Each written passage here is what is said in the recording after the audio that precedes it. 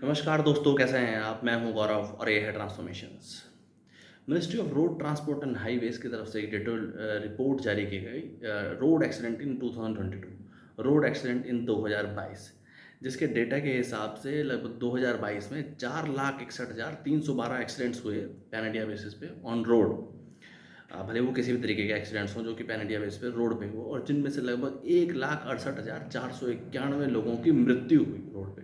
और जो बचा कुचा नंबर है उसके अंदर लोगों के एक्सीडेंट्स हुए ऑन ग्राउंड, और उसके बाद उनका जिस भी तरीके से इलाज चला सिविल हॉस्पिटल में या प्राइवेट हॉस्पिटल्स में, इस तरीके से।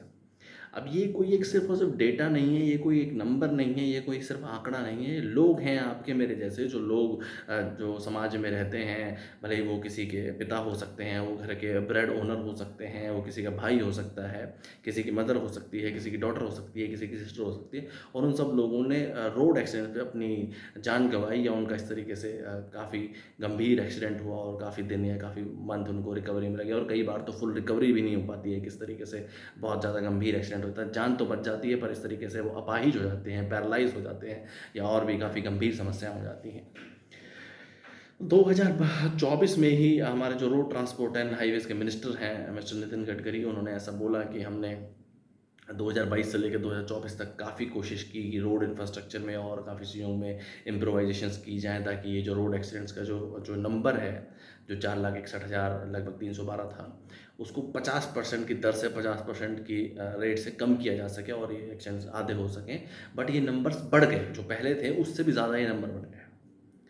अब सिर्फ़ और सिर्फ़ इतना कह देना या इतना आंसर दे देना संसद में ज़रूरी नहीं है, क्योंकि जिन लोगों की मृत्यु हुई वो लोग कहीं न कहीं उनका परिवार, या और जो सोसाइटी में जिससे लिंक्ड थे, जिनका उनका परिवार था, या घर में वो सोल ब्रेड ओनर थे, या किसी के पिता थे, या जिस भी रिलेशन में थे, ये ओवरऑल सोसाइटी को इम्पैक्ट करता है, ओवरऑल पूरे हाउस होल्ड को, या overall earning of house hold, या लिविंग स्टैंडर्ड, या लिविंग तरीके से किस तरीके से वो आगे जाएँगे, इस पे इफ़ेक्ट करता है।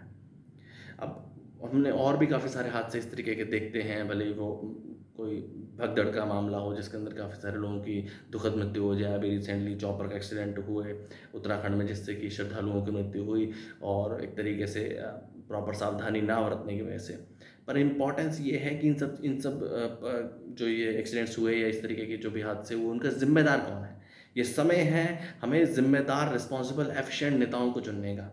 या हमें सिर्फ़ और सिर्फ़ एक जवाबदेही कि इस पे सख्त कार्रवाई करी जाएगी या दोषियों को नहीं बख्शा जाएगा, इतने तक बात नहीं रुकती, इतने तक बात नहीं थमती है। ये समय है रिस्पॉन्सिबल और एफिशिएंट नेताओं को चुनने का, और इस तरीके के प्रतिनिधियों का अपने विधानसभाओं, संसद में भेजने का, जो रिस्पॉन्सिबिलिटी लें आम जनता की, आम जनमानस की।